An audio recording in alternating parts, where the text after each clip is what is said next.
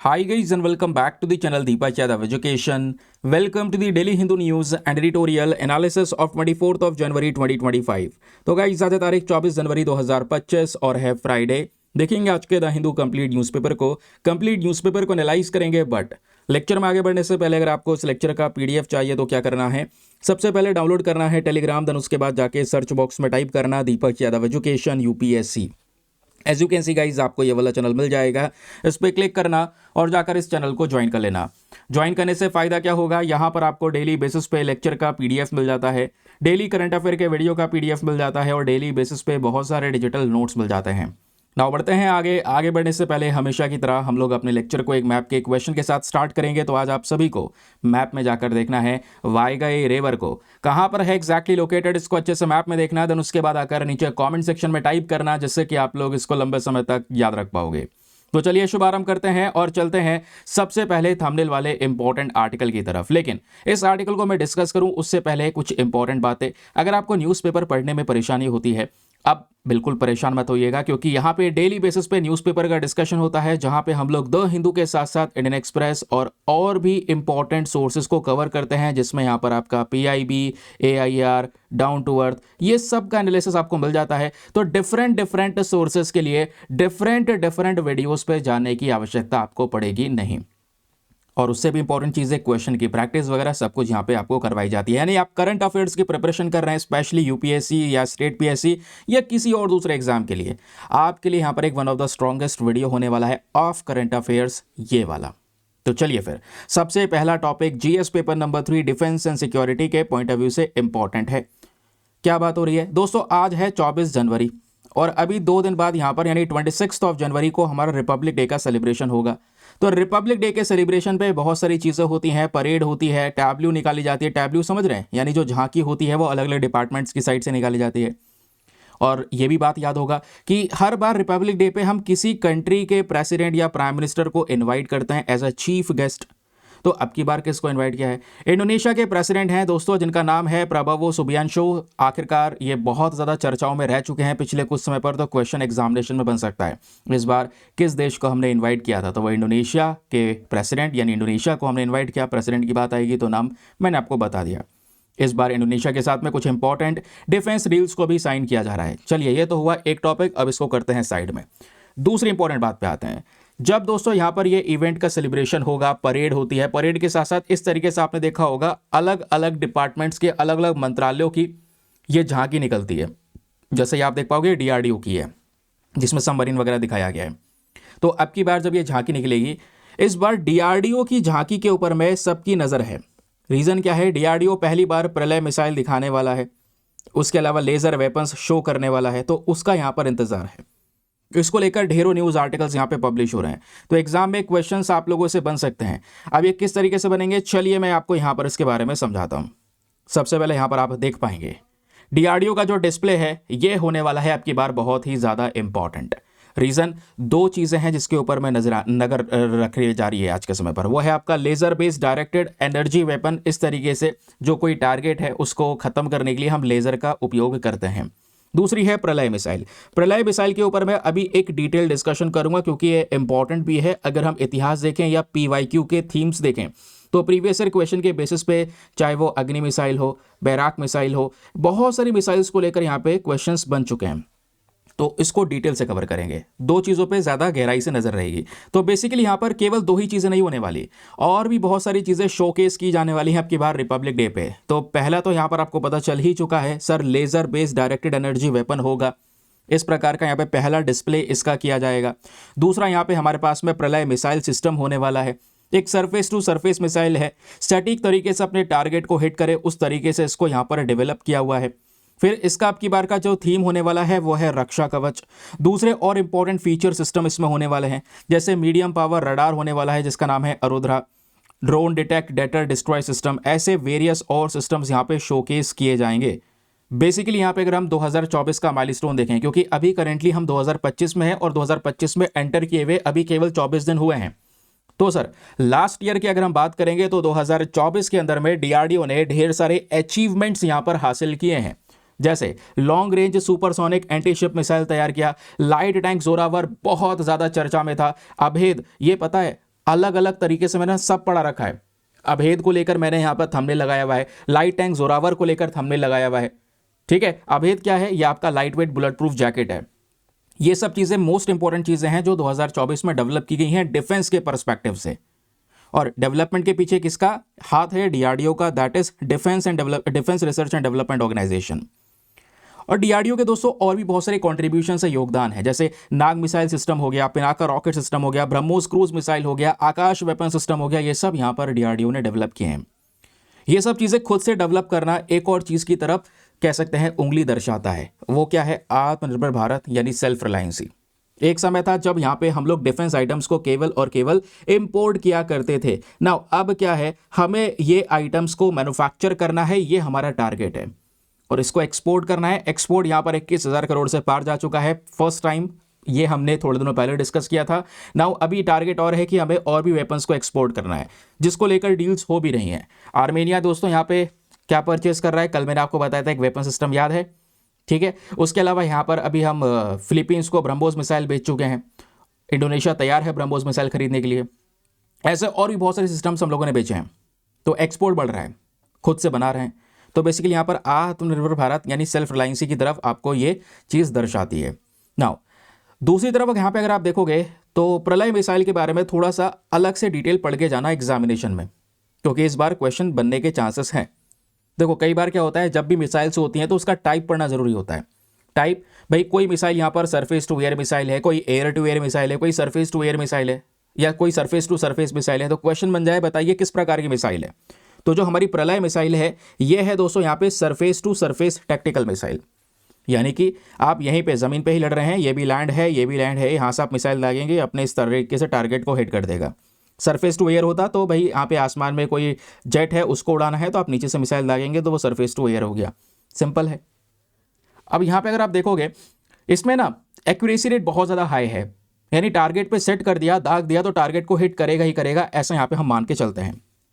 कौन सी कैटेगरी का है? देखिए टाइप एक चीज़ होती है, दूसरा प्रकार होता है कैटेगरी। भाई बैलिस्टिक मिसाइल है या क्रूज मिसाइल है? बताइए। ये बैलिस्टिक मिसाइल है। अच्छा सर, बैलिस्टिक मिसाइल और क्रूज मिसाइल में फ़र्क क्या होता है? आइए ज़रा ये भी समझ लेते हैं। अब मान लीजिए यहाँ पर दोस्तों यहाँ से आप अपने मिसाइल्स को लॉन्च कर रहे हैं, एल लिख देता हूँ, और ये आपका डेस्टिनेशन है जहाँ पे मिसाइल को दागना है या गिराना है। अब जब यहाँ पे आप मान लो आपने प्रलय मिसाइल को दागा, और प्रलय मिसाइल कौन सी है? Ballistic missile. तो प्रलय मिसाइल कैसे जाएगी? बैलिस्टिक मिसाइल कैसे जाती है दोस्तों? इस तरीके से जाएगी, ऊपर एनवायरमेंट से बाहर जाएगी और फिर नीचे यहाँ पर तेजी से आएगी और अपने टारगेट को हिट करेगी। ये जो पर्टिकुलर रूट है ये बैलिस्टिक मिसाइल का देखने को मिलता है। अच्छा, दूसरी कैटेगरी होती है क्रूज मिसाइल की। सर क्रूज मिसाइल इतनी ऊपर नहीं जाती, उठेगी इस तरीके से और अपने टारगेट को यहाँ पर यह हिट करेगी। समझ रहे हैं? ये डिफरेंस हो गया। वॉरहेड की बात करते हैं तो इसके अंदर में लगभग 350 से लेकर 700 किलोग्राम के आसपास यहाँ पर जो पेलोड है वो रख सकते हैं आप, है ना? इतना वजन यहाँ पर ये कैरी कर सकता है। इसमें आप वॉरहेड लगा सकते हैं, यानी कि बॉम्ब की बात कर रहे हैं, जो एक्सप्लोड्स हैं उसकी बात कर रहे हैं। तो इसमें ये न्यूक्लियर वॉरहेड भी यूज़ कर सकता है, तो न्यूक्लियर अटैक भी किया जा सकता है इस पर्टिकुलर मिसाइल के माध्यम से। ठीक है, क्लियर हो गया? ये इसकी कुछ स्पेसिफिक डिटेल्स हैं, इसको आप देख पाएंगे। अब इंपॉर्टेंट फीचर्स के बारे में बात कर लेते हैं। सर प्रलय मिसाइल का सबसे पहला फीचर है कि इसको हम जल्दी से जल्द, मान लो बैटलफील्ड कोई सिनेरियो ऐसा जनरेट हो चुका है कि हाँ युद्ध वाले सीन बन रहे हैं, तो तुरंत यहाँ पर इसको तैनात किया जा सकता है। एक्यूरेसी प्रेसिजन ये बता ही चुका हूँ, सटीक तरीके से हिट करेगा। सॉलिड फ्यूल सिस्टम इसके अंदर में लगाया गया है, जिससे रिस्पॉन्स टाइम इसका ज़्यादा बढ़ जाता है, परफॉर्मेंस बढ़ जाती है। आगे वॉरहेड है, यानी एक बड़े मात्रा में डिस्ट्रक्शन मचा सकता है, ये हम लोग देख पा रहे हैं। इसको कहाँ से लॉन्च कर सकते हैं? मोबाइल प्लेटफॉर्म से, यानी इस तरीके का एक व्हीकल होगा, ठीक है, जिसके माध्यम से इसको लॉन्च किया जा सकता है। अब ये मोबाइल है, मतलब इधर से उधर ले जा सकते हैं, जैसे आप मोबाइल को कैरी कर सकते हैं उस तरीके से ये प्लेटफॉर्म है, इसको भी इधर से उधर ले जा सकते हैं। जो इस मिसाइल को भी इधर से उधर ट्रैवल करवाया जा सकता है, कहीं से भी हिट किया जा सकता है। हमने इसको तैयार करके specially line of actual control और LOC, line of control, line of actual control, जहाँ पे इंडिया चाइना के डिस्प्यूट्स हैं, और LOC यानी कि इंडिया पाकिस्तान के डिस्प्यूट्स हैं, इस पर तैनात करने के लिए हमने प्रलय मिसाइल को तैयार किया। इसका इंपॉर्टेंस मैं आपको बता ही चुका हूँ। पाकिस्तान के NASR मिसाइल के अगेंस्ट में और चाइना की DF सीरीज मिसाइल के अगेंस्ट में हमने जो तैयार किया है, उसका तोड़ जो है हमारे पास में वो है प्रलय मिसाइल। अब खुद से डेवलप किया है तो ऑब्वियसली बात है, इसे आत्मनिर्भर भारत को प्रमोट किया जा रहा है, और ये हमारी कहीं ना कहीं डिफेंस सेक्टर को और ज़्यादा मजबूत करता हुआ नजर आएगा। ठीक है, बस इतनी सी बात याद रखिएगा। एग्जाम में क्वेश्चन बना तो प्रलय मिसाइल के बारे में बन जाएगा, और ये चीज़ चर्चाओं में है तो ये भी आपको पता होनी चाहिए। चलिए दोस्तों आगे आते हैं अगली इंपॉर्टेंट खबर पर। लेकिन अगली इंपॉर्टेंट खबर पर आगे बढ़ने से पहले एक इंपॉर्टेंट इन्फॉर्मेशन और है दोस्तों। एक सेकंड में आपको यहाँ पर वो दिखा देता हूँ। वो इन्फॉर्मेशन ये है कि जैसे आप लोगों ने अभी ये अपना पेड ग्रुप देखा है, अगर आप चाहें तो इस पेड ग्रुप को ज्वाइन कर सकते हैं। जैसे क्योंकि ये पीडीएफ जो आपको नजर आ रहा है, ये पीडीएफ दोस्तों यहाँ पर इन्हीं ग्रुप्स में प्रोवाइड करवाए जाते हैं। ये आप देखेंगे प्रलय मिसाइल के बारे में हमने पढ़ाया, इंपॉर्टेंट फोटोज जो भी है वो लगा दी गई। ऐसे यहाँ पर दोस्तों एडिटोरियल जो है आज के न्यूज़पेपर के एडिटोरियल किस तरीके से पढ़ने हैं पूरे नोट फॉर्म करके दिए हैं। दूसरा एडिटोरियल कैसे पढ़ना है पूरा नोट फॉर्म करके दिया है। आपको न्यूज़पेपर से नोट्स कैसे बनाने हैं ये भी नोट्स तैयार करके दिए हैं। ठीक है, ये सब चीज़ें दोस्तों यहाँ पर आपको डेली बेसिस पे प्रोवाइड करवाई जाती है। और ये जो पीडीएफ है ना, ये हिंदी और इंग्लिश दोनों भाषाओं में आपको प्रोवाइड करवाए जाते हैं, तो याद रखिएगा इस बात को। और इन पीडीएफ को पाने के लिए आप एक पेड ग्रुप ज्वाइन कर सकते हैं बहुत ही ज़्यादा मिनिमम फी पेमेंट पे, just 499 for the life time access. ये वन टाइम इन्वेस्टमेंट है, जब तक आपका सिलेक्शन ना हो जाए तब तक आप 499 में इस ग्रुप को ज्वाइन करके रख सकते हैं। ज्वाइन करने के लिए करना क्या है, व्हाट्सएप पर जाना, यहाँ पर आपको एक नंबर दिया गया है 8534873368। इस नंबर पर मैसेज कर देना कि I want to join this group. तो बेसिकली वहाँ पे आपको रिप्लाई मिलेगा, पेमेंट का प्रोसेस दिया जाएगा और वहाँ पे आप उसको डेमो वीडियो का लिंक भी मिलेगा, तो उसको भी देख सकते हैं, एक बार चेक कर सकते हैं मुझको कहाँ पर क्या फ़ायदा होगा। कंप्लीटली सेटिस्फाई करने के बाद में जाकर ये इन्वेस्टमेंट कर सकते हैं। ठीक है, ध्यान रखना ये पीडीएफ्स हैं, अवेलेबल हैं हिंदी इंग्लिश दोनों भाषाओं में। और सबसे एक और इम्पॉर्टेंट चीज़ ये भी है, अगर आप आज ग्रुप ज्वाइन करेंगे तो ऐसा नहीं है केवल आज से ही पीडीएफ्स मिलेंगे। आज ज्वाइन करते हैं, पुराने सारे पीडीएफ भी आपके साथ में अवेलेबल हो जाएंगे, उसको भी एक्सेस आप कर सकते हैं, उसके फायदे भी उठा सकते हैं। कहने का मतलब जो अमाउंट आप पे करेंगे वो हैंड टू हैंड रिकवर हो जाना है, बेनिफिट्स आपको फिर भी मिलते रहेंगे। ठीक है, चलिए दोस्तों आगे आते हैं और दूसरी इंपॉर्टेंट खबर पर। सबसे पहले एक और खबर है आज के न्यूज़पेपर में, अगर आप लोगों ने अखबार देख लिया है तो साइंस एंड टेक वाला पेज देख लीजिएगा। ये टॉपिक है, पूरे पेज पे कवर किया गया है। यहाँ पे बात हो रही है the hidden dangers of rhodamine B. Rhodamine B आज से एक साल पहले चर्चाओं में था, लगभग पिछले साल 2024 में फरवरी के महीने में डिस्कशन किया है, थंबनेल भी लगाया है। अब आज चर्चाओं में है साइंस एंड टेक के पेज पे, तो याद रखिए। देखो हुआ क्या था, साउथ इंडिया में स्पेशली यहाँ पे कर्नाटका ने, तमिलनाडु ने क्या किया, जो कैंडी होती है, ये क्या होती है, कॉटन कैंडी होती है ना, ये कॉटन कैंडी जो होती है ना, इसको यहाँ पर बैन कर दिया। कॉटन कैंडी ये होती है इस तरीके से, आप यहाँ पर देखोगे तो इन्होंने बैन क्यों किया, उसके पीछे का रीज़न है कि कॉटन कैंडी को जो पिंक कलर दिया जा रहा है ना, उसके पीछे का रीज़न है रोडामाइन बी। और रोडामाइन बी हमारे लिए सबसे ज़्यादा डेंजरस है, हमारे ब्रेन डेवलपमेंट के लिए बहुत ज़्यादा डेंजरस है, हमारी हेल्थ के लिए डेंजरस है। तो इस वजह से यहाँ पर कॉटन कैंडी के ऊपर बैन लगा दिया गया, समझ रहे हैं। और हमारे पास में जो फूड रेगुलेशन ऑर्गेनाइजेशंस हैं, उनके हिसाब से, उनके लॉज के हिसाब से, उनके नियम के हिसाब से भी यहाँ पे अगर हम देखेंगे तो ये हेल्दी नहीं है कॉटन कैंडी। आज यहाँ पे बच्चों को पकड़ा दी जाती है कॉटन कैंडी, बट यहाँ पर ये हेल्दी नहीं है। रीज़न क्या है, उसमें रोडामाइन बी मिला है। रोडामाइन बी क्या है, एक केमिकल कंपाउंड है। आज वो यहाँ पे दोस्तों लेदर की इंडस्ट्री में इस्तेमाल होता है, कपड़ों की इंडस्ट्री में इस्तेमाल होता है कलर देने के लिए, पिंक कलर देने के लिए। लेकिन इसको जब आप कंज्यूम करेंगे तो ये काफ़ी ज़्यादा हार्मफुल हो सकता है। अब ये किस तरीके से हार्मफुल होगा, आइए थोड़ा सा मैं आपको इसके बारे में बताता हूँ। यही आर्टिकल यहाँ पे प्रेजेंट है रोडामाइन बी के बारे में। कहने का मतलब है आर्टिकल तो आपने पढ़ लिया, अब एग्जाम के पर्सपेक्टिव से क्या क्या पढ़ना है वो आपके सामने डिटेल है। सबसे पहले क्वेश्चन बन जाए, रोडामाइन बी क्या है, एक वाटर सोल्यूबल इंडस्ट्रियल डाई है, कलर देने के लिए इसका उपयोग होता है, एक केमिकल कंपाउंड है जिसका इस्तेमाल textile, paper, leather, paint industry में भी किया जाता है, जिससे रेड और पिंक कलर प्रोवाइड करवाया जाता है। तो बेसिकली एक कलरिंग एजेंट है। तो हर बात ध्यान रखना, वाटर सोल्यूबल भी है, कलरिंग एजेंट भी है, केमिकल कंपाउंड भी है। क्वेश्चन में स्टेटमेंट दे दिए जाएं तो पता तो होना चाहिए ना इसके बारे में। इसके इंपॉर्टेंट कैरेक्टरिस्टिक्स क्या है, आप दोस्तों रोडामाइन बी को देखोगे ना पाउडर फॉर्म में तो वो ग्रीन कलर का होता है, लेकिन इसको पानी के साथ मिक्स कर दोगे तो ये पिंक कलर का हो जाता है। एप्लीकेशंस की बात करेंगे तो अलग अलग इंडस्ट्री, कौन कौन सी इंडस्ट्री है बता ही चुका हूँ, चाहे वो टेक्सटाइल हो, पेपर हो, लेदर हो, पेंट मैन्युफैक्चरिंग हो, यहाँ सभी जगह पे इस्तेमाल होता है। नाउ रोडामाइन बी को लेकर जो हमारे पास में लॉज हैं, नियम है, वो क्या बोलते हैं। सबसे पहले हमारे पास में जो फूड सेफ्टी स्टैंडर्ड एक्ट है 2006 का, वो देखिए क्या बोलता है। ये कहता है रोडामाइन बी का इस्तेमाल करना, वो भी फूड के अंदर में, खाने पीने की चीज़ों में, पैकेजिंग में या उस प्रोडक्ट को बेचने में, और वो भी स्पेशली कोई पब्लिक इवेंट है, लोग इसको कंज्यूम करेंगे या कोई शादी में यहाँ पर इसको बेचना है, सर्व कर रहे हैं रोडामाइन बी को, तो बेसिकली ये एक पनिशेबल ऑफेंस है, सीधा ये अपराध है जिसमें एक सख्त से सख्त सजा दी जाएगी। और ये मुद्दा ग्लोबल लेवल पर चल रहा है। रोडामाइन बी दुनिया भर में बैन कर रखा है कि भाई आप खाने पीने की चीज़ों में इस्तेमाल नहीं कर सकते। इंडिया में आज भी कॉटन कैंडी में रोडामाइन बी इस्तेमाल हो रहा है। जिसकी वजह से तमिलनाडु और कर्नाटका ने कॉटन कैंडी को ही बैन कर दिया कि भाई रोडामाइन बी है तो बेचना मत इसको यहाँ पे। क्यों? क्योंकि इसके हेल्थ हैजार्ड्स बहुत सारे हैं। सर वो हेल्थ हैजार्ड्स कौन कौन से हैं? सबसे पहले न्यूरोलॉजिकल डैमेज, सीधा आपके ब्रेन पे इम्पैक्ट करता है। रोडामाइन बी से एक्चुअली में होता क्या है, आपका जो सेरेब्रेलम है, जो आपका सेरेब्रेलम टिश्यूज हैं दोस्तों, वो यहाँ पर डैमेज होते हुए नजर आएंगे ब्रेन के अंदर में, जिससे यहाँ पर ब्रेन सही तरीके से वर्क नहीं कर पाएगा। आपके ब्रेन के अंदर जो मोटर फंक्शंस है वो डिस्टर्ब हो जाएंगे। ये एक बड़ी प्रॉब्लम है। दूसरा आता है हमारा सेलुलर इम्पैक्ट। इसमें क्या होता है, एक ऑक्सीडेटिव स्ट्रेस बनने लगता है हमारी कोशिकाओं पर, हमारे सेल्स के ऊपर, हमारे टिश्यूज़ के ऊपर में, इस रोडामाइन बी की वजह से। और ये तो शॉर्ट टर्म रिस्क है। इससे धीरे धीरे करके जब आप कंज्यूम करेंगे तो इससे बहुत सारे लॉन्ग टर्म रिस्क भी दोस्तों जनरेट हो जाते हैं। लॉन्ग टर्म रिस्क की बात करता हूँ तो एक इंसान को इवन कैंसर हो सकता है। आप इमेजिन कर रहे हैं, रोडामाइन बी को कंज्यूम करने से एक व्यक्ति को कैंसर हो सकता है, और कैंसर से पहले यहाँ पर ट्यूमर जैसे इश्यूज भी हो सकते हैं। ये एक बड़ी प्रॉब्लम है। चलिए आगे आते हैं। अब क्वेश्चन यहाँ पर यह आता है कि आखिरकार ये जो बैन लगाया जा रहा है ये इतना इंपॉर्टेंट क्यों, इसके पीछे का रीजन क्या है? दोस्तों रोडामाइन बी को इस्तेमाल करना, वो भी फूड प्रोडक्ट के अंदर में, ये तो इलीगल है ही, कानून के हिसाब से भी इलीगल है, ये मैं आपको बता चुका हूं। लेकिन हेल्थ के ऊपर में कितने सारे नेगेटिव इंपैक्ट पड़ रहे हैं, कितना डेंजरस है ये भी तो देखो ना। इसकी कितनी सारी जहरीली प्रॉपर्टीज हैं, इसका मिसयूज हो जाता है।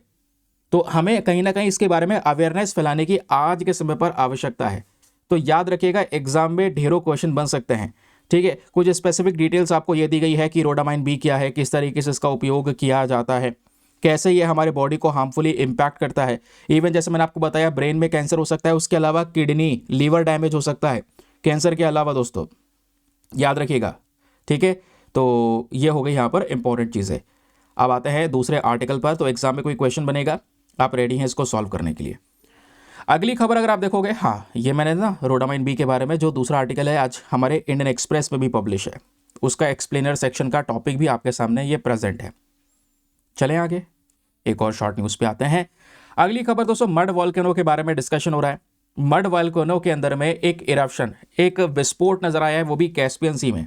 जो ये विस्फोट नजर आया है, इसकी वजह से क्या हुआ था, एक घोस्ट आइलैंड बन गया था 2023 के अंदर में। कैस्पियन सी की बात कर रहे हैं दोस्तों हम।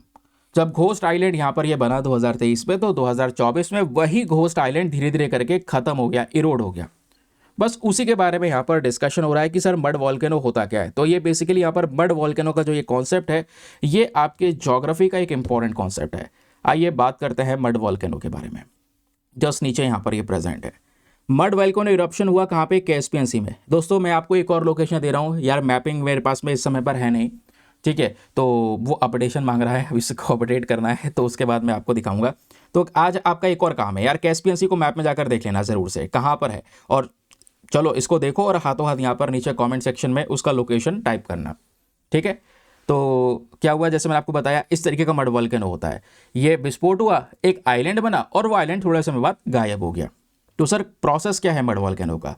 मड वॉल्केनो छोटे साइज का, जैसे हमारे नॉर्मल वॉल्केनोज आपको देखने को मिलेंगे, ऐसे ज्वालामुखी होते हैं, है ना। अब ज्वालामुखी से क्या निकल रहा है? लावा निकल रहा है, बहुत सारा यहाँ पर जो ये लावा है वो आपको देखने को मिल जाएगा। तो ज्वालामुखी की जब बात करते हैं तो छोटे छोटे वॉल्केनो शेप कोन होते हैं। अब यहाँ पर मड वॉल्केनो क्या होता है, जिसमें से मड यानी कि जो कीचड़ है वो निकल रही होती है। कहोगे कैसे? अभी आपको समझाऊंगा। तो कीचड़ निकलती कैसे, उसके पीछे का रीजन यहाँ पर यह है, मड वॉल्केनो क्रिएट होते हैं हॉट स्प्रिंग एक्टिविटी की वजह से। जब बहुत सारी जो गैसेस प्रेजेंट है, क्योंकि ऑब्वियस सी बात है लावा तो है नीचे, लेकिन वो जो गैसेस है दोस्तों उसमें थोड़ा पानी मिल जाता है, और पानी के साथ साथ आसपास की जो चट्टानें हैं, रॉक है, वो मिल जाती हैं।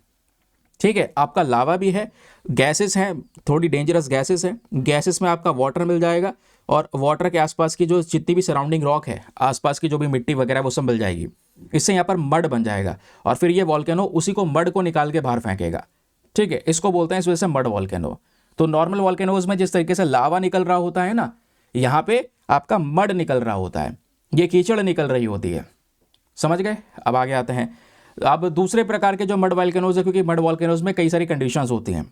कई बार ये थोड़ा सा मड निकलता है, काम खत्म, इतना डेंजरस होता नहीं है। कई बार ये जो मड है ज़्यादा निकलता है, जो बड़े बड़े एरिया में फैल जाता है, तो आसपास के जो एरियाज़ हैं उनको खाली करवाना पड़ता है, वहाँ पे जो लोगों के घर वगैरह हैं वो खाली करवाने पड़ते हैं। ठीक है, तो क्वेश्चन यह है कि क्या इस प्रकार के वॉल्केनो होते हैं? वॉल्केनोज हमने पढ़ा है भाई, विस्फोट हो रहा है, लावा निकल रहा है, वो डेंजरस है बहुत। तो क्या mud volcanoes are the real volcanoes? तो ऐसा नहीं है, मड वॉल्केनोज कभी भी यहाँ पर रियल ज्वालामुखी नहीं होते, क्योंकि यहाँ पर इतने खतरनाक नहीं होते, इतने हैजार्डस नहीं होते, केवल और केवल गरम गरम कीचड़ वो फेंक रहे हैं अपने लोकल एरिया में, जिससे अगर मान लो ज़्यादा दूर तक फेंक दिया तो ज़्यादा दूर तक यहाँ पे जो लोग हैं बेसिकली उनको डिस्प्लेस करना पड़ता है, उनको हटाना पड़ता है। बस ये चीज़ यहाँ पे ध्यान रखेगा। जबकि लावा बड़ा डिस्ट्रक्शन क्रिएट करता है क्योंकि वो खौलती हुई आग है, ठीक है।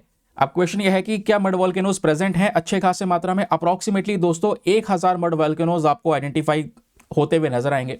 तो 1000 के आसपास मड वॉल्केनोज प्रेजेंट हैं और सबसे ज़्यादा मड वॉल्केनोज आपके यूरोप में, एशिया में प्रेजेंट है। यूरोप एशिया की जब मैं बात करता हूँ तो इसमें यहाँ पर Ukraine, Italy, Romania, Azerbaijan, Iran, Pakistan, Indonesia, China में भी प्रेजेंट है। फिर उसके बाद नॉर्थ और साउथ अमेरिका में प्रेजेंट है, वहाँ पर भी mud volcanoes Alaska, California, island of Trinidad, Venezuela, Colombia, यहाँ पर भी नजर आए। तो मड वॉल्केनोज की लोकेशंस है Europe, Asia, North and South America, ठीक है, ये याद रखिएगा। बाकी जो नॉर्मल वॉल्केनोज हैं वो दुनिया में बहुत सारी जगह पर पाए जाते हैं, लेकिन जो पैसिफिक रिंग ऑफ फायर है इस वाले रेंज में सबसे ज़्यादा दुनिया के जो वॉल्केनोज हैं वो प्रेजेंट हैं। और टेक्टोनिक प्लेट्स के मूवमेंट की वजह से यहीं पर सबसे ज़्यादा जो वॉल्केनोज हैं वो इरप्ट भी होते हैं, भूकंप भी आते हैं, ये आपको पता ही होगा। चलिए अगली इंपॉर्टेंट खबर पर आता है। यहाँ पे डिस्कशन हो रहा है दोस्तों भारत रणभूमि दर्शन के बारे में। कल हमने ये आर्टिकल छोड़ दिया था, याद होगा। वैसे छोड़ तो मड वॉल्केनो वाला भी दिया था, कल शुगर लेवल यार बहुत ज़्यादा डाउन हो गया एकदम से, तो उसकी वजह से दिमाग काम करना बंद कर दिया। तो अब यहाँ पर वापस कंटिन्यू कर रहे हैं और सेकेंड टॉपिक हमने जो छोड़ दिया था कवर कर लेते हैं। वैसे काफ़ी दिनों पहले इसको कवर किया गया था, हमने एक्सप्लेन नहीं किया है, तो इस वजह से ऐसा ना हो कि छूट जाए। इंपॉर्टेंट है तो यहाँ पर एक बार चीज़ें पुरानी भी देख ली जाती हैं कि कोई इंपॉर्टेंट टॉपिक छूट तो नहीं रहा है। तो दोस्तों जो ये भारत रणभूमि दर्शन एप्लीकेशन है, ऐप, इसको यहाँ पे डिफेंस मिनिस्टर ने रिसेंटली लॉन्च किया है जब आर्मी डे का सेलिब्रेशन हुआ उस दौरान, जिस वजह से ये एप्लीकेशन न्यूज़ में है। अब क्वेश्चन यहाँ पर यह है कि सर ये एप्लीकेशन करेगा क्या? इस एप्लीकेशन को मिनिस्ट्री ऑफ डिफेंस की साइड से बनाया गया है और अकेले डिफेंस मंत्रालय ने नहीं बनाया है। डिफेंस मंत्रालय ने टूरिज्म मिनिस्टर के साथ में कोलैबोरेट करने के बाद में इसको डेवलप किया है। अब देखो ध्यान से सुनना, डिफेंस और टूरिज्म साथ में आ रहे हैं और साथ में मिलकर इन्होंने ये एप्लीकेशन बनाया। इस एप्लीकेशन का मेन पर्पस और एम पता है क्या है? एम यह है इतिहास में वो जगह जहां जहां पर बड़े बड़े युद्ध हुए हैं, और इसमें यहाँ पर सबसे ज़्यादा आपको देखने को मिल जाते हैं कुछ इंपॉर्टेंट प्लेसेस जो इंडिया चाइना के बॉर्डर पर है, इंडिया पाकिस्तान के बॉर्डर पर हैं। तो उन प्लेसेस पे लोगों को घूमने की अनुमति देना, टूरिज्म को उस एरिया में प्रमोट करना, लोग यहाँ पर बैटल फील्ड्स में जाएं, वहाँ का नज़ारा का पूरा यहाँ पर अच्छे से देखा जा सके, वॉर टाइम हिस्ट्री को समझ सकें। तो बेसिकली यहाँ पर उन एरियाज में टूरिज्म को बढ़ाने के लिए ये भारत रणभूमि दर्शन को यहाँ पर ये एप्लीकेशन को लॉन्च किया गया है। इस एप्लीकेशन से आप रजिस्ट्रेशन कर पाएंगे। इसीलिए दोस्तों यहाँ पर डिफेंस और टूरिज्म मिनिस्टर साथ में आए हैं। तो याद रखिएगा क्यों साथ में आए, क्योंकि हमें बैटल फील्ड्स में टूरिज्म को बढ़ाना है। तो इसके फीचर्स मैं आपको बता चुका हूँ कि भाई अगर आपको घूमने जाना है ऐतिहासिक साइट्स के ऊपर में जहाँ पे बड़े बड़े युद्ध हुए हैं, बॉर्डर एरियाज़ में, तो आप वहाँ पे जाके आराम से यहाँ पर घूम सकते हैं। लेकिन उसके लिए यहाँ पे पूरी ट्रैवलिंग प्लान करनी होगी, पूरा रजिस्ट्रेशन होगा, वो आपका इसी एप्लीकेशन पे होगा। सर इसमें कौन कौन सी लोकेशंस को कवर किया गया है? तो सबसे पहले कुछ इंपॉर्टेंट साइट में आपका गलवान भी है लद्दाख के अंदर, जहाँ पे 2020 में डिस्प्यूट हुआ। डोकलाम हो गया जहाँ पे इंडिया, भूटान, चाइना के बीच में डिस्प्यूट हुआ। फिर 75 ऐसे दूसरे और भी इंपॉर्टेंट साइट्स है दोस्तों भारत के बॉर्डर के ऊपर में, जहाँ सभी जगह पे आप घूम पाएंगे इस एप्लीकेशन के थ्रू। ये जो साइट्स हैं जहाँ यहाँ पे मैंने आपको बताया मिलिट्री एक्शंस देखने को मिले हैं, बड़े बड़े इवेंट्स हुए। 1962 की यहाँ पर भारत चाइना के युद्ध देखने को मिला। 1967 में नाथुला वॉर आपको देखने को मिला। 1971 में इंडिया पाकिस्तान वॉर आपको देखने को मिला। तो वो साइट्स पे यहाँ पर ये लोग प्रेजेंट होंगे। फिर बैटल ऑफ लोंगेवाला 1971 के अंदर थार डेजर्ट में हुआ, ये भी एक इंपॉर्टेंट प्रोमिनेंट साइट है, यहाँ पर भी आप घूमने सकते हैं। तो ये इंपॉर्टेंट लोकेशंस है दोस्तों जहाँ पे ऐसे नॉर्मली अलाउ नहीं है जाना, ठीक है, रिस्ट्रिक्टेड साइट है ये।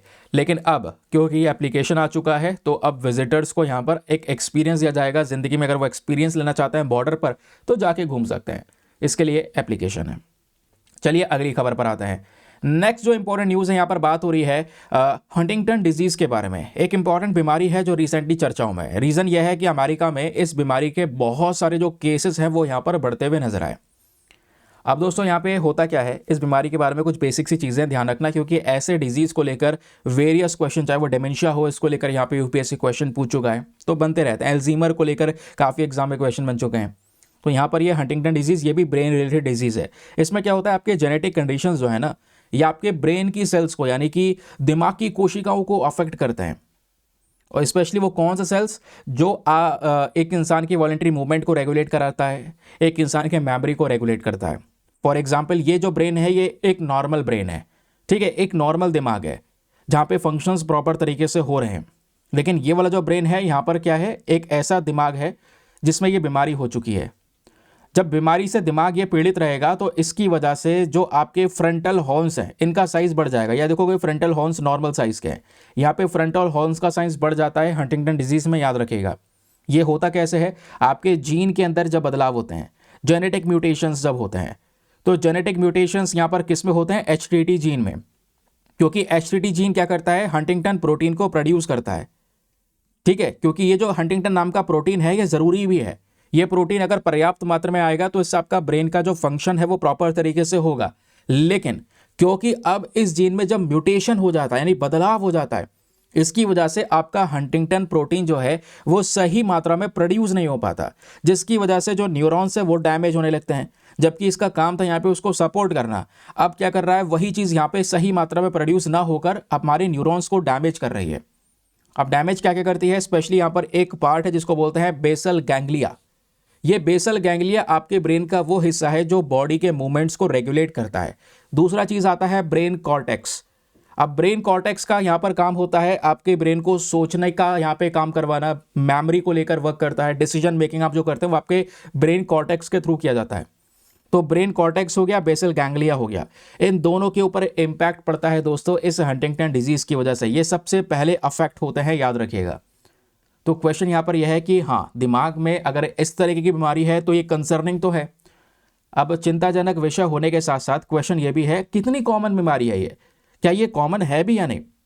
दोस्तों यहाँ पर इतनी भी कॉमन नहीं है।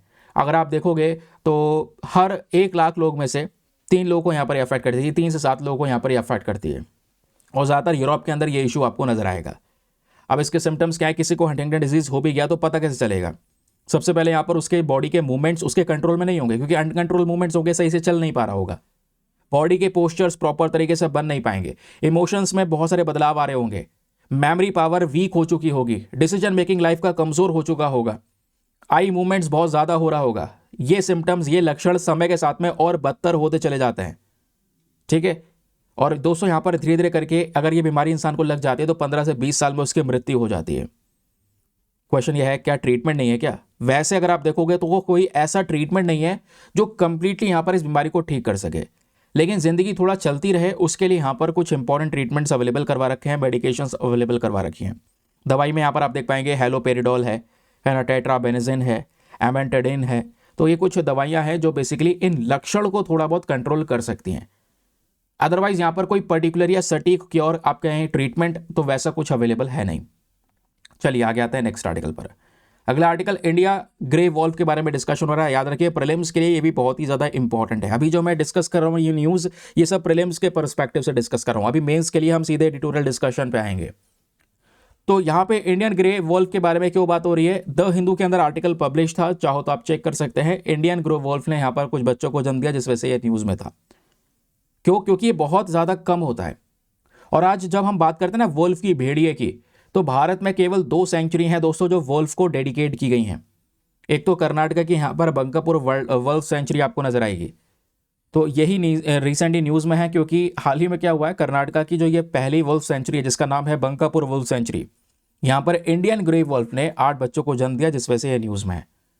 इंडियन ग्रे वॉल्फ क्या है, ग्रे वॉल्फ की ही सब प्रजातियां हैं, यानी कि वोल्फ की बहुत सारी स्पीशीज हैं। अब वोल्फ के अंदर आता है ग्रे वोल्फ। अब ग्रे वोल्फ की भी दोस्तों बहुत सारी सब स्पीशी आती हैं, इसके अंदर अलग अलग प्रजातियां आती हैं।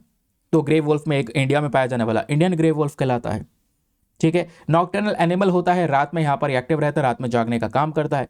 अपीयरेंस की बात करेंगे, इसका साइज अगर आप देखोगे तो तिब्बतन और अरेबियन वोल्फ के बीच का साइज होता है। तिब्बतन वोल्फ को देखोगे दोस्तों इस तरीके से यहाँ पर वो नजर आएगा, जिसके बॉडी पे काफी सारे फर भी होते हैं जो इसको गर्म भी रखते हैं। लेकिन इंडियन ग्रे वोल्फ थोड़ा सा डिफरेंट है, कुछ इस प्रकार से आपको नजर आएगा। इसका साइज यहाँ पर कह सकते हैं तिब्बतन वाला वोल्फ और अरेबियन वोल्फ, इसके बीच में का साइज जो होता है वो यहाँ पर आप देख पाएंगे इंडियन ग्रे वोल्फ का होता है, ठीक है। अपीयरेंस हो गया। हैबिटेट अगर हम देखेंगे तो भारत के अंदर में स्पेशली जो वार्मर कंडीशंस है वहाँ पे रहता है। कर्नाटका के अंदर हमने इसकी वोल्फ सेंचुरी के बारे में डिस्कशन किया। और भारत के साथ साथ इजराइल में भी यहाँ पर इसका डिस्ट्रीब्यूशन देखने को मिलेगा। फिर लास्ट में आता है इसका conservation status, very very important. कुछ याद रखो या मत रखो, ये जरूर याद रखना। इंडियन ग्रे वॉल्फ का जो आईयूसीएन स्टेटस है वो लीस्ट कंसर्न है। लीस्ट कंसर्न मतलब अच्छी खासी पॉपुलेशन आज इसकी अवेलेबल है दुनिया में। साइट्स के अंदर अपेंडिक्स 1 में कवर कर रखा है, आप इसका इंटरनेशनल ट्रेड नहीं कर सकते, रिस्ट्रिक्शंस उस पर लगा रखी है।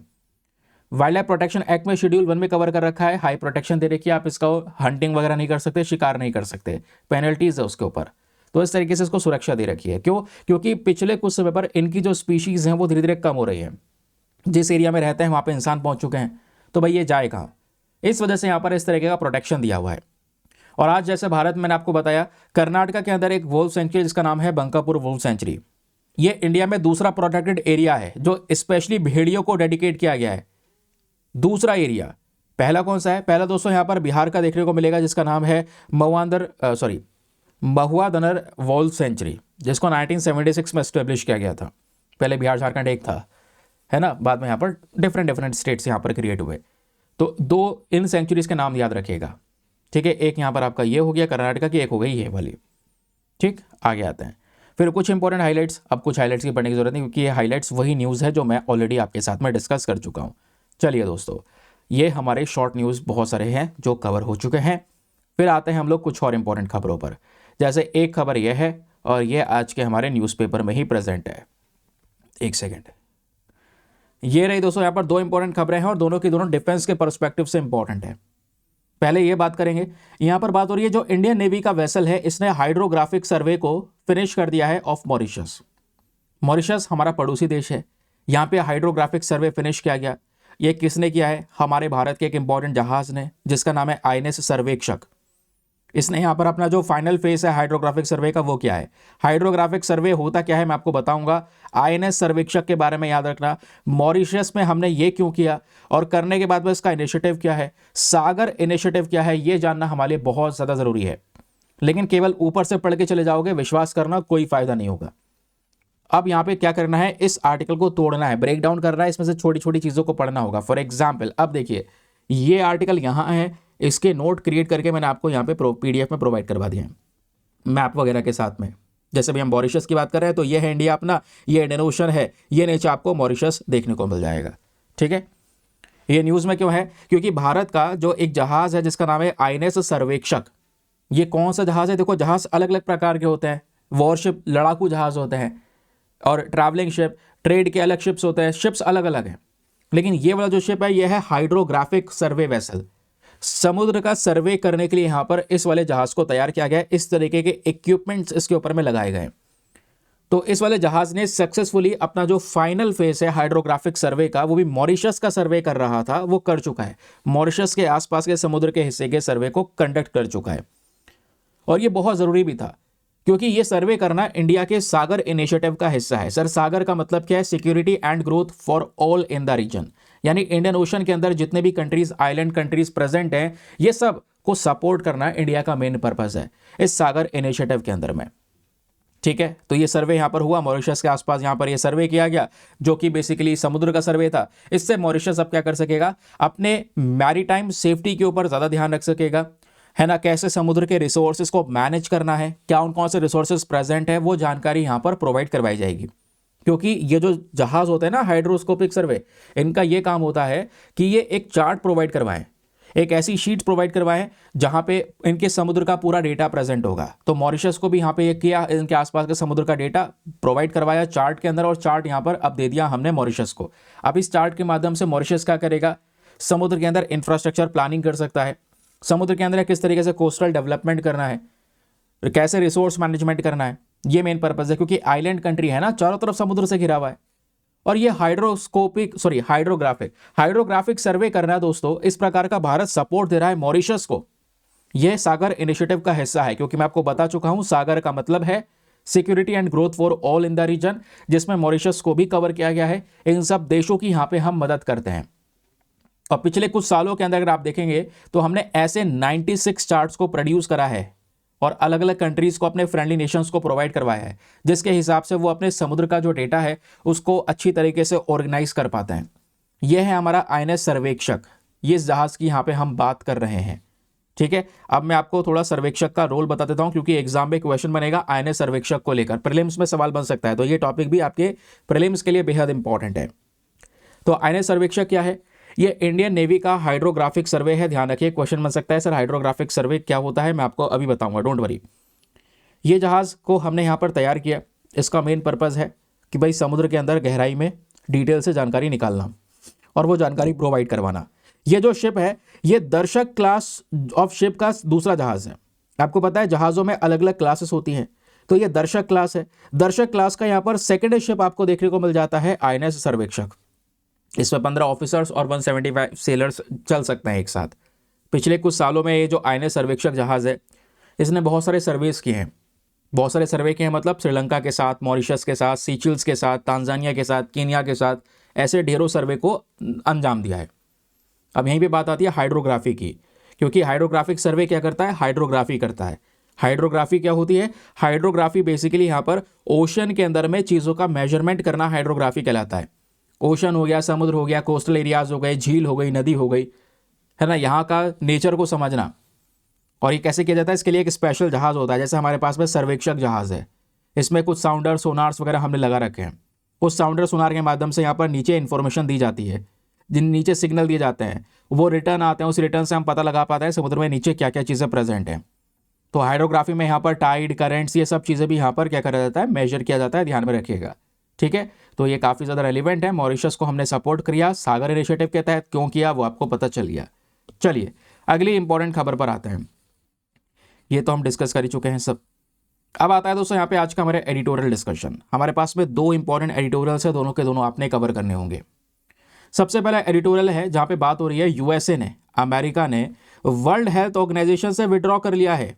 वर्ल्ड हेल्थ ऑर्गेनाइजेशन एक बहुत ही ज़्यादा इंपॉर्टेंट बॉडी है और दुनिया भर में हेल्थ सेक्टर को लेकर ये काम करती है, और इसका जो वर्किंग प्रोसेस है, इसको जो फंडिंग वगैरह आती है, वो इसी के जो पार्टनरशिप कंट्री है वो फंडिंग करते हैं।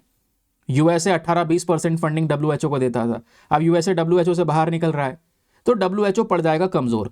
यूएसए को ऐसा नहीं करना चाहिए। राइटर कहते हैं यूएसए को वापस से रिटर्न होना चाहिए डब्ल्यूएचओ में, क्योंकि वर्ल्ड हेल्थ ऑर्गेनाइजेशन से जो दुनिया भर की हेल्थ का ध्यान रख रहा है, उस दुनिया में अमेरिका भी तो आता है ना। अमेरिका अपने आप को आइसोलेट कर लेगा, अलग कर लेगा, इसका मतलब ये नहीं है दुनिया में जो आपदा आएगी वो यूएसए तक नहीं जाएगी। कोविड का सबसे बड़ा एग्जाम्पल, कोविड एक देश में फैला, पूरे दुनिया में फैला, यूएसए में भी है। तो डब्ल्यूएचओ से विड्रॉ करना कोई सेंस नहीं बनाता। ये बेसिकली यहाँ पर इस एडिटोरियल में डिस्कस किया गया, अभी मैं आपको बताऊंगा। फिर एक एडिटोरियल यह है कि इंडिया यहाँ पर किस तरीके से वर्क कर रहा है टीबी को खत्म करने के लिए, और आगे हमें क्या क्या करना चाहिए अगर ट्यूबरक्लोसिस बीमारी को खत्म करना है। तो ट्यूबरक्लोसिस है, एक्स्ट्रा पल्मोनरी टीबी है, ये क्या होता है आइए मैं एक एक करके बताऊंगा। केरला से कैसे हमें सीख लेनी चाहिए, इदुक्की डिस्ट्रिक्ट में कुछ इंपॉर्टेंट प्रोग्राम चलाए गए, वो यहाँ पे राइटर डिस्कस करते हैं। ठीक है, तो दोनों एडिटोरियल्स का आपको एक ओवरव्यू मिल गया।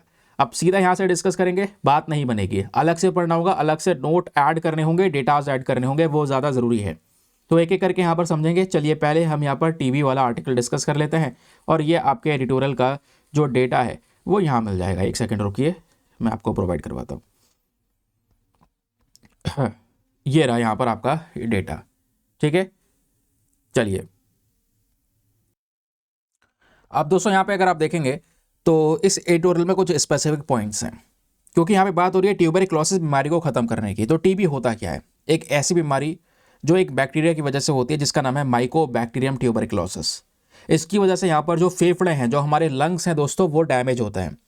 और ध्यान रखना टीबी दो प्रकार से है, एक होती है यहाँ पे पल्मोनरी टीबी और एक होती है एक्स्ट्रा पल्मोनरी टीबी। दोनों में फ़र्क है, बहुत बड़ा फ़र्क है। जैसे पल्मोनरी टीबी की बात करते हैं तो ये स्पेशली हमारे लंग्स को अफेक्ट करता है, फेफड़ों को अफेक्ट करता है, क्योंकि जब भी आप टीबी का नाम सुनोगे, हाँ, फेफड़ों से संबंधित बीमारी का एकदम से दिमाग में आ जाता है। ठीक है, लेकिन जब यही टीबी लंग्स के अलावा दूसरे अदर ऑर्गन्स को इंपैक्ट करे तो यहां पर इसको बोलते हैं एक्स्ट्रा पल्मोनरी टीबी, क्योंकि एक्स्ट्रा लगा है तो ध्यान रखना लंग्स के अलावा दूसरे ऑर्गन्स तक यहां पर यह पहुंच जाता है। क्योंकि दोनों के बारे में चर्चाएं हो रही है, इस वजह से मैंने आपको दोनों का बताया। दुनिया भर में टीबी से होने वाली जो मृत्यु हैं 2022 और 2023 में, अगर आप देखेंगे 2022 में लगभग 1.32 मिलियन डेथ हुई, 2023 में 1.25 मिलियन डेथ हुई, और एवरीडे के हिसाब से बात करेंगे तो हर रोज यहाँ पर 3,500 लोगों की यहाँ पर जान जा रही है टीबी की वजह से पूरे दुनिया पे। आप इमेजिन कर रहे हैं हर रोज 3,500 लोगों की जान जाना, वो भी टीबी की वजह से। टीबी का जो बर्डन है वो सबसे ज्यादा यहाँ पर इन देशों में नजर आएगा, जिसमें इंडोनेशिया, चाइना, फिलीपींस, पाकिस्तान जैसे देश आपको ये प्रेजेंट नजर आएंगे। ठीक है, इसको लेकर कुछ दवाइयां भी हैं, क्योंकि हाँ टीबी में मैंने आपको बताया पल्मोनरी और एक्स्ट्रा पल्मोनरी, इसमें एक और प्रॉब्लम आ जाती है। वो क्या है यहाँ पर, drug resistant TB. Drug resistant जहां पे आप दवाइयां ले रहे हैं टीबी को खत्म करने के लिए, लेकिन उस दवाई के अगेंस्ट में वो टीबी और ज्यादा मजबूत हो गया, स्ट्रांग हो गया है। अब दवाई भी आपके ऊपर काम नहीं कर रही है। जब एक इंसान को टीबी होता है तो इसमें बहुत सारे सिम्टम्स नजर आते हैं, जैसे कफ होना, भूख ना लगना, वेट बहुत ज़्यादा तेजी से लॉस हो जाना, बुखार होना, थकान होना, ये सब यहाँ पर इसके लक्षण नजर आते हैं। हालांकि गवर्नमेंट ने ढेर सारी स्ट्रैटेजीज, रणनीतियां चलाई हैं टीबी को खत्म करने के लिए, लेकिन उस लेवल पर हम दोस्तों टीबी को काउंटर नहीं कर पाए हैं जिस तरीके से हमारे टारगेट्स हैं। क्योंकि इंडिया का जो एम्बिशन है वो ये है 2025 तक टीबी को खत्म कर देना। 2025 तो आ गया, अब टारगेट को बढ़ा दिया गया है 2030 तक यहाँ पे खत्म करना। इस वजह से यहाँ पर बोला जा रहा है कि आज आखिरकार वो कौन कौन से चैलेंजेस, वो कौन कौन सी चुनौतियां हैं जिसकी वजह से हम टीबी को एलिमिनेट नहीं कर पा रहे। तो दोस्तों सबसे पहला चैलेंज और सबसे पहला रीजन है high burden and vulnerable group. India में 26%, मतलब कह सकते हैं दुनिया में जो टीबी से डेथ हो रही है 26% भारत में डेथ हो रही है। और भारत में जो डेथ हो रही है इसमें टीबी मैंने बोला एक्स्ट्रा पल्मोनरी भी आ चुका है और ड्रग रेजिस्टेंट भी आ चुका है। दोनों का मतलब मैं आपको बता चुका हूं। और यहां पे इंडिया में एक और प्रॉब्लम है, आप कह सकेंगे वर्किंग कैटेगरी में लेबर ग्रुप बहुत बड़ा है, जिसमें यहाँ पर जो चट्टान है वो काटनी है, माइनिंग करने वाले हैं, खनन करने वाले हैं, माइग्रेंट लेबरर्स हैं जो कूड़े करकट में है, धूल में है, कुछ और लोग जिनको बीमारियां हैं, डायबिटीज़ है, और इंडिया तो डायबिटीज़ का कैपिटल माना जाता है ना। कुछ और दूसरे प्रकार के रिस्क आपको देखने को मिल जाते हैं, एनवायरमेंट, न्यूट्रिशनल रिस्क देखने को मिल जाते हैं। ये सब रीजंस हैं, ये मेन कारण है जिसकी वजह से आज भारत में टीबी खत्म नहीं हो पा रहा है। क्योंकि इंडिया में प्रॉब्लम क्या है, वल्नरेबल ग्रुप्स हैं जो या तो माइनिंग कर रहे हैं या इस सेक्टर में है या फिर कुछ और वगैरह दिक्कत है जो मैंने आपको बताया। फिर एक प्रॉब्लम आती है सप्लाई चेन डिस्ट्रीब्यूशन की। 2023 में हमारे देश के अंदर में जो दवाइयों का सप्लाई हुआ टीबी को ठीक करने के लिए, वो सप्लाई प्रॉपर नहीं था। काफी सारी जगह पर दवाइयों का शॉर्टेज था। सर जब टीबी आपको पता है इतने बड़े लेवल पर है तो दवाइयों का शॉर्टेज कैसे कर सकते हैं हम? या कई बार एंटीबायोटिक को ज्यादा दिया गया जिसकी वजह से क्या हुआ, ड्रग रेजिस्टेंट टीबी बन गया। एंटीबायोटिक को सही तरीके से उपयोग करना जरूरी होता है। आपको प्रॉपर तरीके से एडवाइस लेनी चाहिए एक एक्सपीरियंस व्यक्ति के थ्रू, उसके बाद ही यहां पर आप किसी एंटीबायोटिक का इस्तेमाल कर सकते हैं। अदरवाइज आप एंटीबायोटिक का मिसयूज का जब कर देते हैं उससे बीमारी और खतरनाक हो जाती है, जिसको बोलते हैं एंटी माइक्रोबियल रेजिस्टेंट। ठीक है, फिर यहां पर आता है एक डायग्नोस्टिक गैप, सबसे बड़ी प्रॉब्लम। यह भी एक चैलेंज है जिससे टीबी नहीं खत्म हो रहा है इंडिया में। अच्छा, ये चैलेंज क्या है? यह है यहां पर दोस्तों डायग्नोस्टिक गैप। इसका मतलब क्या है? इसका मतलब यह है कि आज भारत में बहुत सारे लोग ऐसे हैं जिनको टीबी है लेकिन उनको नहीं पता, क्यों? टेस्ट नहीं करवाया। और टेस्ट करवाने की फैसिलिटीज हमारे पास में जगह जगह पर नहीं है, यही तो दिक्कत है। अगर टेस्ट करने की फैसिलिटीज होती, डायग्नोस्टिक टूल्स में यहाँ पर आपके कुछ इंपॉर्टेंट टूल्स आते हैं, जैसे यहाँ पर हो गया CBNAAT हो गया, ट्रूनेट हो गया, ये मशीन्स हैं। इन मशीन का आप इस्तेमाल कर सकते हैं, लेकिन मशीन अवेलेबल नहीं है। और जहाँ पे अवेलेबल है वहाँ पे प्रॉपर तरीके से ट्रेन पर्सन नहीं है जिनको ट्रेनिंग दी जा सके, जिनके पास में अच्छी ट्रेनिंग हो। अब भाई ट्रेनिंग नहीं है तो वो कहाँ से यहाँ पर इन मशीन्स को चला पाएंगे? या जिनके पास में ट्रेनिंग है उन लोगों का शॉर्टेज है, उन लोगों की कमी है। तो सर यहाँ पे आपको पता कैसे चलेगा? और आपके पास में जब अच्छा डेटा नहीं होगा तो आप कोई एक्शन नहीं ले पाएंगे। आपको लगेगा हाँ टीबी खत्म हो गया, जबकि लोगों में है, जबकि आप चेक ही नहीं कर पा रहे हैं। फिर एक और समस्या है ह्यूमन रिसोर्स कंस्ट्रेंट। जैसे मैंने आपको बताया, हेल्थ केयर पर्सनल का शॉर्टेज होना, लोग यहाँ पे अच्छे खासे मात्रा में प्रेजेंट नहीं है, स्पेशली एक्सपीरियंस लोग जिनके पास में स्किल्स है, मशीन्स को रन कर पा रहे हैं, उनकी संख्या कम है। तो आप टीबी को कैसे कम करेंगे? हालांकि राइटर ने यह भी एक्सप्लेन किया है, दिक्कत के साथ साथ कुछ पॉजिटिव डेवलपमेंट्स भी हुए हैं। उन पॉजिटिव डेवलपमेंट में सबसे पहला डेवलपमेंट है केस नोटिफिकेशन का बढ़ना। कहने का मतलब यह है कि ये पिछले कुछ समय पर थोड़ा थोड़ा इंप्रूव हुआ है। पिछले कुछ समय पर हमने ये देखा इंडिया में जो टीबी के केसेस हैं उनकी संख्या ज़्यादा बढ़ती हुई नजर आई है। अब संख्या नहीं बढ़ी है, रीज़न ये है डिटेक्शन हो पाया अच्छी तरीके से। हम ये पता लगा पाए कि हाँ भाई ज़्यादा लोगों को टीबी है, तो डिटेक्शन हो पाएगा, तो आप अर्ली बेसिस पे उनको ट्रीटमेंट दे पाएंगे जिससे टीबी का बर्डन कम हो सकता है। फिर बात है यहाँ पर एक सबसे बड़ा एग्जाम्पल का, लोकल मॉडल्स। जैसे मैंने आपको बताया केरला का एग्जाम्पल राइटर ने दिया है, इदुक्की डिस्ट्रिक्ट के अंदर में इन्होंने एक वेमेन सेल्फ हेल्प ग्रुप के नेटवर्क को चलाया जिसका नाम है कुदुमश्री। तो ये जो नेटवर्क है इसका मेन पर्पस यही है कि टीबी को यहाँ पे पूरी तरह से एलिमिनेट कर देना, खत्म कर देना हमारे देश के अंदर में। और ये कैसे करना? कम्युनिटी पार्टिसिपेशन से। लोग आपस में पार्टिसिपेट करेंगे, एडवाइस करेंगे, उसके आधार पर इसको खत्म कर देंगे। तो भाई केरला के माध्यम से हमें भी ऐसे ग्रुप को क्रिएट करना चाहिए, लोगों को अवेयर करना चाहिए इसके बारे में। या कुछ और पॉलिसीज यहाँ पे चलाई गई। फॉर एग्जाम्पल जो नेशनल ट्यूबरक्लोसिस एलिमिनेशन प्रोग्राम है दोस्तों, वो यहाँ पर चलाया गया। ये कुछ इंपॉर्टेंट नियम हमारे सामने रखता है जहाँ पे बोला जा रहा है कि जो ट्रीटमेंट रेट है इसको बढ़ाना चाहिए हमें। ठीक है, तो कुछ अच्छी चीज़ें भी हैं जो इंप्रूव हुई हैं, कुछ यहाँ पर बेकार चीज़ें भी हैं, समस्याएं हमारे सामने जिसकी वजह से हम खत्म नहीं कर पाए टीबी। तो इसको लेकर राइटर ने रिकमेंडेशन दिया कि सर आप ये कदम उठा सकते हैं, ये काम कर सकते हैं चीज़ों को इंप्रूव करने के लिए। सबसे पहला आपको सप्लाई चेन बढ़ाना होगा, जो कि सही बात है। भाई दवाई आप अगर सही तरीके से मार्केट में अवेलेबल नहीं करवा पाएंगे तो लोगों तक जाएगी कैसे? किसी को प्रॉब्लम है, दवाई लेने गया है, दवाई नहीं मिल पा रही है, तो भाई यहाँ पर ये समस्या है। ठीक है, दूसरा यहाँ पे जो प्रॉब्लम है हमारे सामने वो है एक्सपेंड डायग्नोस्टिक के एक्सेस। ये करना होगा। जैसे आज मैंने बताया हमारे पास मशीन्स हैं, सीबी नेट है, ट्रू नेट मशीन्स हैं। तो भाई हेल्थ केयर सेक्टर्स में जगह जगह पे प्रोवाइड करवाना और लोगों को ट्रेनिंग देना मशीन कैसे चलती है, स्टाफ का शॉर्टेज जो है उसको यहाँ पर भरना, ये हमारा एक और रिकमेंडेशन हो सकता है। फिर है यहाँ पर कम्युनिटीज़ के साथ में एंगेज करना।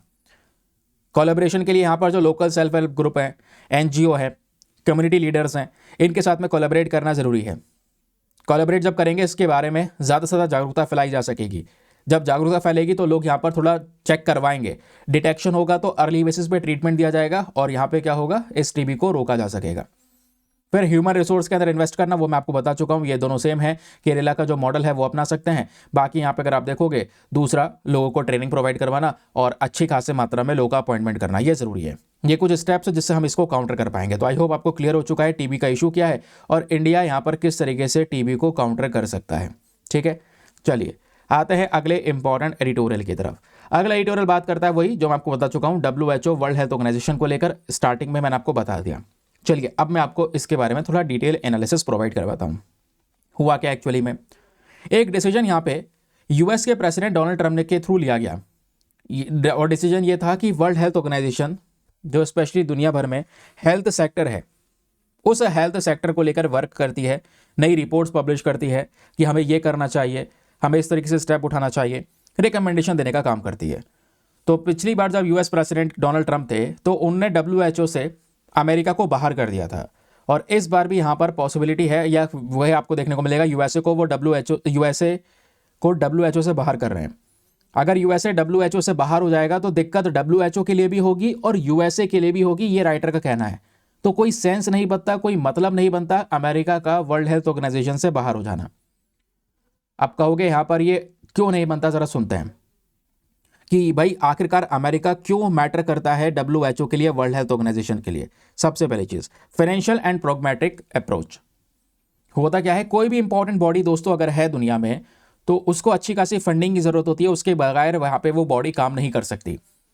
वही सिमिलर कंडीशन यूएसए के साथ में भी है। भाई यूएसए लंबे समय से ऐतिहासिक तौर पर WHO का सबसे बड़ा फंडर रहा है, सबसे बड़ा पैसा, सबसे ज्यादा फंडिंग अमेरिका करता है। आप इमेजिन करो WHO का जो टोटल 100% का बजट है, इसमें से 18% बजट सीधा यहाँ पर यूएसए देता है और यूएसए बाहर हो जाएगा तो 18% बजट में एक झटका लगेगा यहाँ पे सीधा WHO को। तो ये फंड्स आएंगे कहाँ से? अगर फंड्स नहीं आएंगे तो बीमारियों से लड़ने के लिए WHO जो प्रोग्राम चलाता है, चाहे वो HIV एड्स हो, चाहे वो ट्यूबरक्लोसिस से लड़ना हो, मलेरिया से लड़ना हो, टीबी का क्या हाल है अभी मैंने आपको बढ़ाया था ऊपर, तो ये सब यहाँ पर खत्म कर पाना थोड़ा WHO के लिए मुश्किल हो जाएगा। क्यों? क्योंकि ये बॉडी खुद यहाँ पे कमज़ोर पड़ जाएगी, डोनर्स यहाँ पे कमज़ोर पड़ जाएंगे। दूसरा यहाँ पे जो रीज़न है वो WHO के लिए क्यों मैटर करता है अमेरिका, वो है global health is a borderless. सही बात है भाई, दुनिया भर की जो हेल्थ, आप देखो ये जो हेडिंग है ना, इस हेडिंग को एज अ कोट के फॉर्म में इस्तेमाल हो सकता है, 2 कॉमे लगा के, global health is a borderless. भाई दुनिया भर की जब हेल्थ की बात हो रही है तो यहाँ पे कोई बीच में बॉर्डर नहीं आता। अगर बॉर्डर आता होता हेल्थ के पर्सपेक्टिव से तो कोविड-19 केवल एक देश तक सीमित रहता, लेकिन ऐसा तो हुआ नहीं। कोरोना शुरू हुआ चाइना से और धीरे धीरे करके पूरे दुनिया में वो फैल गया, क्योंकि हेल्थ को लेकर कोई बॉर्डर नहीं है। यूएस जो है दोस्तों आज के समय पर वो WHO से बाहर निकल रहा है ये सोच के कि हम आइसोलेट कर लेंगे, अपना पैसा बचा लेंगे, 18% फंडिंग दे रहे हैं वो बचा लेंगे, तो इससे यहाँ पर यूएसए को भी परेशानी पड़ेगी, है ना, क्योंकि यहाँ पर एक इंपॉर्टेंट प्लेटफॉर्म है WHO। आप इसके साथ में कोऑर्डिनेशन करना जरूरी है। बढ़ती हुई बीमारी, नई नई बीमारियों को लेकर रिस्पॉन्स देता है WHO। आप उसको छोड़ के सोच रहे हैं कि यूएसए अकेला हो जाएगा, हम बीमारी से बच जाएंगे, बिल्कुल आइसोलेट कर लेंगे, ऐसा नहीं होने वाला। बीमारी कोई फैली आपके देश तक पहुंचेगी। WHO को तो आप सपोर्ट नहीं करेंगे, फिर आपको कौन सपोर्ट करेगा अगर बीमारी फैल गई तो। तीसरा यहाँ पे प्रॉब्लम क्या है, अंडरमाइनिंग मल्टीलैटरलिज्म। अमेरिका का विड्रॉ करना, वो भी WHO से, ये एक दिक्कत पैदा करेगा, क्योंकि WHO क्या करता है, करंट समय पर जो कॉर्पोरेशंस हैं, आपस में जो देश हैं, उनके बीच में रिलेशंस को मजबूत करने की बात करता है हेल्थ के पर्सपेक्टिव से। डेटा को शेयर करता है और हेल्थ को लेकर नई नई गाइडलाइन शेयर करता है। और अगर यहाँ पे यूएसए WHO से दूर जाएगा, आइसोलेट करेगा, तो यूएसए के लिए भी तो प्रॉपर गाइडलाइंस वगैरह नहीं आ पाएंगी WHO की साइड से, दिक्कत तो होगी ना उन्हें भी। तो आखिरकार ये डिसीजन क्या सोच समझ के लिया गया है, पैसा बचाने के लिए। 18% जो यहाँ पर कंट्रीब्यूट कर रहे हैं लंबे समय से, उसको बचाने के लिए देखा जाएगा आगे। अब यहीं पे राइटर ने मेंशन किया है अ कॉल फॉर रिकंसिडरेशन, यानी कि अमेरिका ने जो डिसीजन लिया है, जरा इस डिसीजन को एक बार वापस से देखना, वापस इसको रिकॉल करना। अब यह वापस से क्या देखना है, ध्यान रखिएगा, WHO को लेकर बहुत सारे क्रिटिसिज्म हो रहे हैं, और कहना यहाँ पर यह है कि अगर ये जो ऑर्गेनाइजेशन है, मान लो हर ऑर्गेनाइजेशन में कुछ ना कुछ फ्लॉज होते हैं, कुछ ना कुछ कमियां होती हैं, ठीक है, आप उन सब कमियों को आराम से एड्रेस कर सकते हैं। और एड्रेस करने के लिए यहाँ पर आपको जो मेंबर स्टेट्स हैं, अलग अलग जो देश हैं, उनके पार्टिसिपेशन की रिक्वायरमेंट होती है। तो यहाँ पे सबसे बड़ी चीज़ क्या है, ट्रांसपेरेंसी को मेंटेन करना। WHO के अंदर में जो डिसीजन मेकिंग प्रोसेस है, डिसीजन जहाँ पे लिया जाता है, वो ज़्यादा ट्रांसपेरेंट होना चाहिए। अगर अमेरिका कह रहा है कुछ कमियां हैं, उसकी वजह से हम फंडिंग नहीं देंगे या बाहर निकल रहे हैं, तो कमियों को दूर कर लो। जैसे पहले आप क्वेश्चन उठाया जा रहा है ट्रांसपेरेंसी को लेकर कि डिसीजन कैसे लिया जा रहा है, नहीं पता चल रहा, तो भाई डिसीजन लो, ट्रांसपेरेंट कर दो, बता दो सबको कि हाँ भाई इस तरीके से ये सब डिसीजन लिए गए।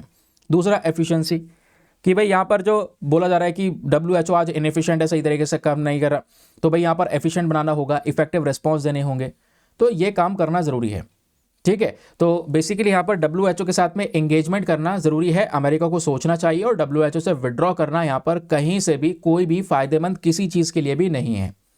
ये बात यहाँ पे राइटर ने एक्सप्लेन की। आई होप आपको इसको लेकर भी एक बढ़िया क्लैरिटी मिल चुकी है। चलिए दोस्तों आगे आते हैं। बाकी तो हमने सभी न्यूज़ आर्टिकल आज के डिस्कस कर लिए हैं, है ना, तो आर्टिकल तो हमारे कवर हो चुके हैं। तो यही था हमारा आज का सेशन। आज के सेशन में बस इतना ही। आई होप आपको मज़ा आया होगा, बहुत सारी जानकारी मिली होगी। कल वापस से तगड़े से सेशन में मिलेंगे, मतलब जैसे अपना था। यार मैं क्या चाह रहा हूँ ना, जैसे ये शॉर्ट न्यूज़ है ना, शॉर्ट न्यूज़ और भी अलग अलग सोर्सेज से बहुत ज़्यादा होती है। अब बहुत ज़्यादा होती है तो मैं इसको कर दूंगा, वीडियो का लेंथ बहुत मैसिव तरीके से ग्रो हो जाएगा, जिसमें यहाँ पे ज़्यादा फायदा भी नहीं होगा आपका। फिर आप सोचेंगे यार कि यहाँ पर इतना लंबा वीडियो, ऐसे ही दिमाग यहाँ पर आपको डिमोटिवेट कर देगा। तो सोच रहा था 2 पार्ट्स में बांट दें। प्रीलिम्स वाला जो सेक्शन है, जो शॉर्ट वाले आर्टिकल्स हैं जितने भी हैं, क्वेश्चन के साथ में, क्वेश्चन प्रैक्टिस के साथ में, उसका सेशन अलग कर दें। और जो एडिटोरियल है, स्पेसिफिकली जो आपकी मेंस की तैयारी करता है, मेंस की तैयारी करवाता है, वो एडिटोरियल वाला सेक्शन हम लोग अलग कर दें। यानी 2 वीडियो से हैं, दोनों छोटी छोटी हो जाएंगी, काम भी आसान हो जाएगा। आप आराम से चाय पीते पीते देख लो, काम खत्म, है ना, मतलब जो भी है, नाश्ता करते चाय पीते देख लो, काम खत्म। अभी वीडियोस का लेंथ बहुत ज़्यादा होता है ना, ये भी आपको पता होगा, उससे प्रोडक्टिविटी कम हो जाती है। तो क्या हम ऐसा भी कर सकते हैं, आप बताइएगा कि एडिटोरियल वाला स्पेसिफिक सेक्शन अलग कर दें, जिससे एडिटोरियल रोज के कवर होंगे, छूटेंगे भी नहीं, क्योंकि कई बार एडिटोरियल काम के नहीं होते यार, तो मैं स्किप कर देता हूँ। तो एडिटोरियल वाला सेक्शन अलग, प्रीलिम्स वाले शॉर्ट न्यूज़ वाला सेक्शन अलग। शॉर्ट न्यूज़ वाला सेक्शन हम लोग, मान लो जैसे मैं सुबह 3 बजे से तैयार करने बैठूँ, तो 6 बजे तक यहाँ पर इसको रिकॉर्ड वगैरह करके 7 बजे तक तैयार करके ये अपलोड कर दूँ। फिर उसके बाद एडिटोरियल वाला वीडियो यहाँ पर तैयार करके उसको यहाँ पे अपलोड कर दूँ, मान लो 10 बजे तक। तो दोनों सेक्शंस आपके पास पर तैयार होंगे, तब तक आप ये वाला देख सकते हैं, अपना फ्री वगैरह हो, आराम से शाम तक एडिटोरियल वाला सेक्शन देख लो। बता सकते हैं आप अपनी राय भी, मतलब मुझे थोड़ा इफेक्टिव लगा, जिससे आपका टाइम भी बचेगा और काम आसान हो जाएगा। और मेन चीज़ काम आसान नहीं, वीडियोस प्रोडक्टिव हो पाएंगी, ज़्यादा टाइम यहाँ पर दे पाएंगे।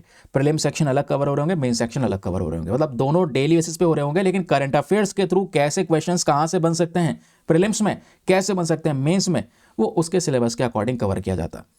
चलिए फिलहाल आज मैं क्वेश्चन नहीं लेकर आ पाया हूँ दोस्तों, तो उसके लिए माफी चाहूँगा, क्वेश्चन कल लेकर आएंगे। आज चलते हैं और वीडियो करते हैं समाप्त। मिलते हैं आप लोगों से नेक्स्ट वीडियो में। आज के लिए bye bye, have a nice day, thank you and जय हिंद।